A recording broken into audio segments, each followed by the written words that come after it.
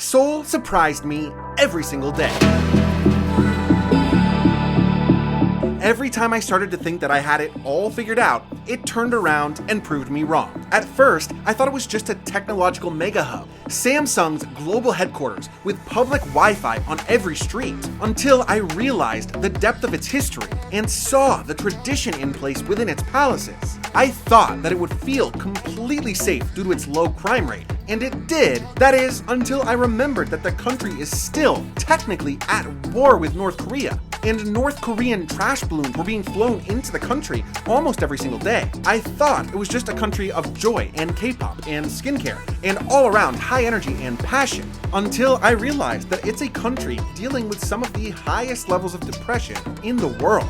I spent a month learning all the ins and outs of South Korea, and the more I learned, the more I fell in love with the country.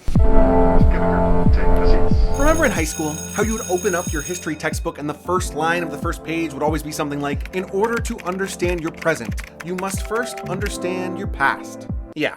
Well, that's what we're doing here. The first place I tried to visit in Seoul was Gyeongbokgung Palace. Tried is the key word here because I went on a Tuesday, and they're closed on Tuesdays. Luckily, I had the whole month in Korea, and so I had the chance to go back again later. And this time, I was prepared. I was going to plan it out so that I was able to watch the changing of the guard ceremony. The original palace was built in 1395 during the Joseon dynasty. And the changing of the guard is a twice daily performance that meticulously recreates what it would have been like during that original era. Side note, I love the idea of these like super tough soldiers just like sitting around in their free time designing these very vibrantly colorful flags and armor. They were artists at their core that were just forced to fight. It's poetic. Even after the changing of the guard, the palace still feels like a blast from the past, because tourists will often rent traditional Korean clothing known as a hanbok and walk around the palace grounds wearing it. You actually can get into the palace grounds totally free if you show up wearing one. It's pretty cool.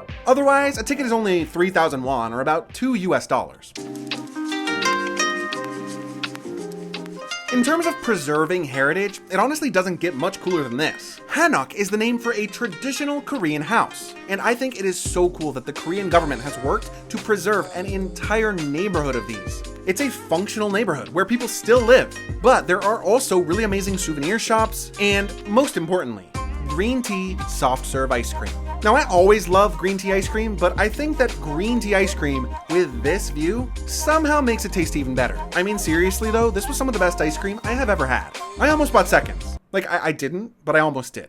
So there really is a lot to do, and it's all easily within walking distance of the palace. So you can just keep on wearing your hanboks if you want and just make a whole day out of it. You may, however, want to change out of them before visiting this next stop on the historical tour, because now we're jumping all the way ahead to 1950, the start of the Korean War. I don't think that fighter jets fly over the War Memorial of Korea every single day. I mean, I could be wrong, but I think I just got really crazy lucky with the timing of it all.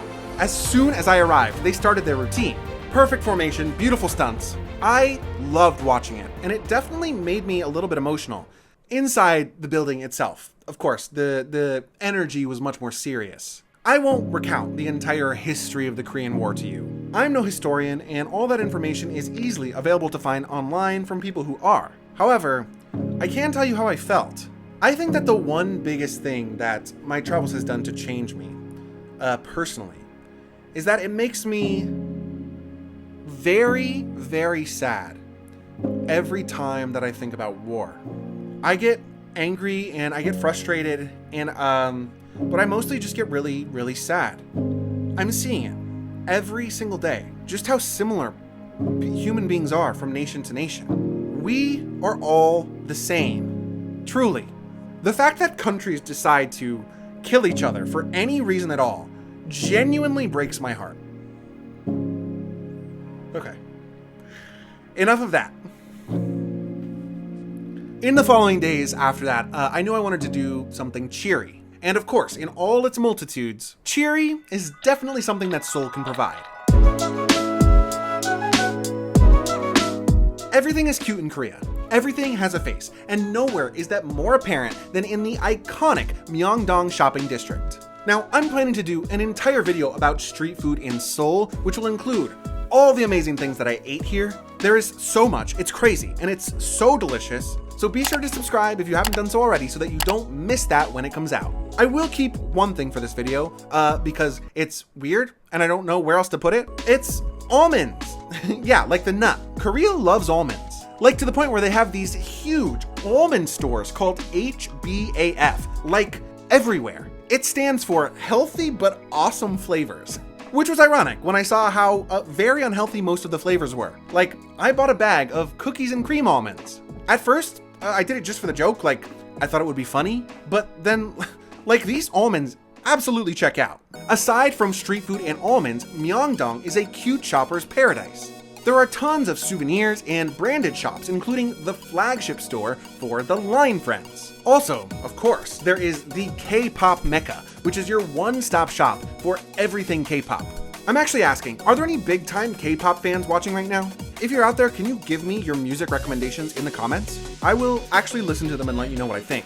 Next time I go back to Seoul, I want to be a pro. I came back to Myeongdong a couple of times because it was just so much fun to be there. I loved eating the food and visiting the shops and going to the cat cafes. It's so crazy to me that the same city within the same country can have me upset about its ongoing war with the neighboring nation one day and laughing about a mega almond brand the next day. And nowhere brings all of that together quite like the National Museum of Korea.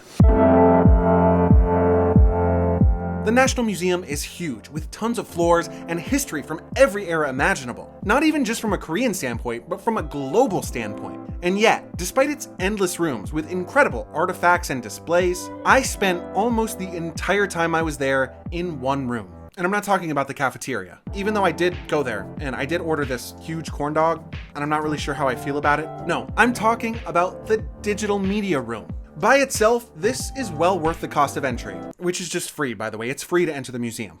Various mini programs play out on the big screen in the media room. I don't even know how many episodes there are, but it's quite a few. They share, through gorgeous projected lighting, the history of South Korea visually. It can be easily understood by children or adults or foreigners or anyone. But when I sat and it was all put into perspective for me like that, I had the thought, I went, holy shit. Korea as a nation has faced so much adversity. Truly, like so much. And we don't even normally think of that because they've become such an incredibly forward-thinking and affluent culture in modern times. But even as recently as 1950, at the start of the war, things were very different in Korea. People were poor. The nation was in turmoil. Families were fighting and being separated. And this was only about 70 years ago. I instantly became so impressed with South Korea. They have not only come back from all of that, but they are absolutely thriving. Sure, things are not perfect. People deal with depression in high numbers, and expectation levels on families are extremely high. But they did the thing, the human thing, perseverance. In truth, I'm inspired by South Korea.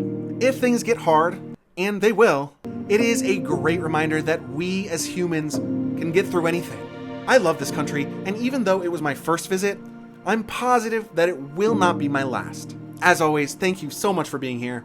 My name is Josh, and I love you for watching. This is just one video in my series about South Korea. I hope you watch future videos, and if you haven't done so already, please like and subscribe so that you don't miss them when they come out. Click here to watch another one. I really think you're gonna like it.